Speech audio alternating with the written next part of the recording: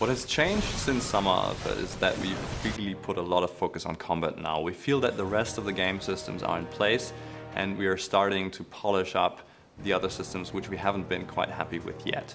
And combat is one of those. So the idea of the new items we've introduced, the new armors and the rework of the weapons, is to improve the combat system and allow you to more specifically build combat roles. Previously we felt that all characters were roughly able to perform the same things. They had the roughly same survivability and there was not a lot of difference between the weapons. Our goal was now to distinguish these weapons more and through introducing light and medium armor allow you a modifier on top of these weapons which even more diversifies the range of roles you can cover in combat. Light armor makes you very vulnerable, but it boosts your abilities, it boosts your healing output, it boosts your damage output, so that is suitable for a very aggressive playstyle. Personally, my favorite combination of armor and weapons is light armor with daggers, because you can make a really deadly assassin with it.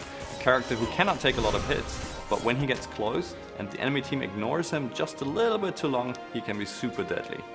And then on the other end of the spectrum there is now heavy armor that protects you very, very well. You're really hard to kill in heavy armor, and that allows you to really charge into the enemy group and fulfill, for instance, a disruptive role, right? Interrupting spellcasters, harassing the healers, really in the middle of the enemy lines. We want you to be able to play that really tough, heroic character who can run into the enemy team and take a bunch of hits and disrupt their activities. Like all other items, you can combine the heavy and light armors freely with other items in Albion. So the classless system means you choose what class you want to build.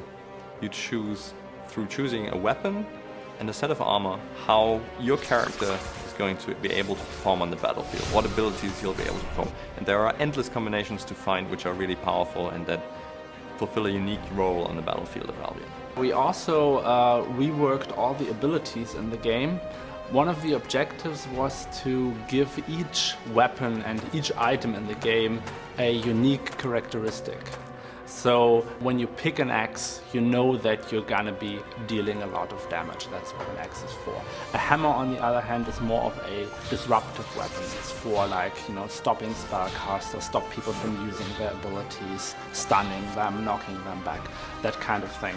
So when you pick a specific item, you know exactly what role that item will fulfill.